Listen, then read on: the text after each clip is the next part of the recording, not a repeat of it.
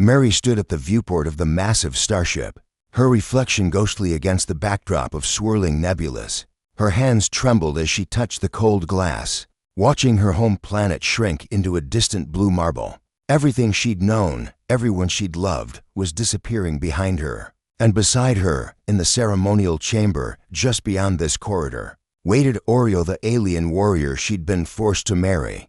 The marriage had been arranged as part of a peace treaty between Earth and Zentara, Oreo's home world. Mary hadn't volunteered. She'd been selected by the Earth Council, chosen from thousands for reasons they called genetic compatibility and diplomatic potential. What they meant was that she was expendable enough to sacrifice, yet valuable enough to seal an intergalactic alliance. She'd seen Oreo only once before the ceremony, during the contract signing. He towered over her, nearly 7 feet tall, with skin that shimmered like polished obsidian under certain lights. His eyes were the color of molten silver, alien and unreadable. For arms extended from his powerful frame, each one capable of crushing stone, she'd been told. When he'd looked at her, Mary had felt her blood run cold. The Zentrans were warriors, conquerors, beings who'd dominated a dozen star systems. And now she belonged to one of them. That the wedding ceremony had been brief and cold. Mary had worn white, though it felt like mourning clothes. Oreo had worn the crimson armor of his rank supreme commander of the Zentaran fleet. They'd spoken vows in languages neither fully understood, their words translated by emotionless AI interpreters. When it was done, Oreo had simply nodded to her and walked away, leaving Mary standing alone in a room full of alien dignitaries who watched her with curiosity, as if she were an exotic pet.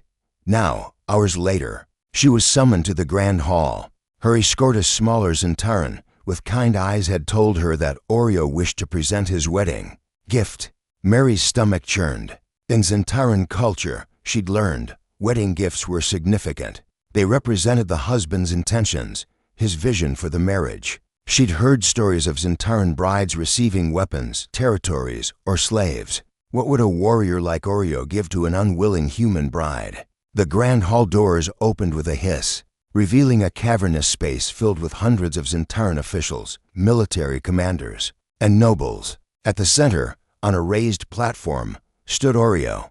His silver eyes found her immediately, and he gestured with one of his hands for her to approach. Mary walked forward, her legs feeling like lead. The crowd parted silently, their alien faces expressing emotions she couldn't decipher. When she reached the platform, Oreo extended his lower right hand to help her up. She hesitated, then took it. His skin was warm, surprisingly gentle. Mary of Earth, Oreo's voice boomed through the hall, translated instantly into English through her neural implant. You stand before the gathered powers of Zentara as my bonded mate. By our laws, what is mine is now yours. By our traditions, I must demonstrate my commitment to our union. He turned to face the crowd, and Mary noticed something she hadn't before: tension in his stance. Something almost like nervousness in the way his multiple hands flexed and relaxed. I present my wedding gift, Oreo declared.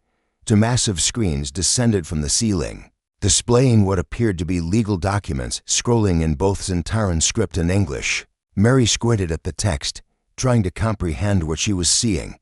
I hereby grant my wife, Mary of Earth, full autonomy over her person and choices, Oreo announced. She will not be bound by traditional Zentaran marriage laws. She may leave this union at any time, without penalty or shame. She will retain full rights to return to Earth whenever she wishes. Gasps erupted through the hall. Mary's eyes widened as she continued reading the documents.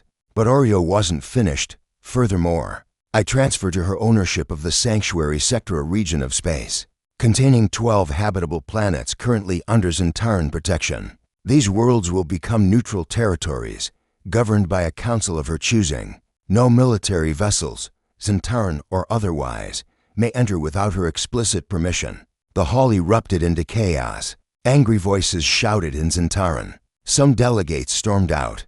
Mary stood frozen, unable to process what was happening. The Sanctuary Sector represented nearly 10% of Zentaran-controlled space. It was a massive strategic concession, potentially weakening the Empire's defensive position. Oreo raised all four hands, demanding silence. When the hall quieted, he turned to Mary for the first time. She saw something in his silver eyes that looked almost human vulnerability. "I know you did not choose this," he said softly, speaking now just to her, though his words were broadcast to everyone. "I know you fear me. You fear my people. This marriage was forced upon you, and for that, I am deeply ashamed. On Zentara, we pride ourselves on honor, on strength, but there is no honor in forcing another being into bondage. There is no strength in coercion." He knelt before her, an act that sent fresh waves of shock through the assembly. A Zentaran commander never knelt, not even before their emperor. "These gifts are not to buy your affection," Oreo continued. "They are to return what should never have been taken, your freedom. If you choose to leave me tonight, you may. If you choose to explore what we might become together, I would be honored. But the choice, Mary of Earth, is entirely yours." Mary stared at him, tears streaming down her face. She'd expected subjugation, perhaps cruelty. She'd steeled herself for a life of captivity among aliens who saw her as a political token. Instead, this fearsome warrior had given her the one thing she thought she'd lost forever: the power to choose her own destiny.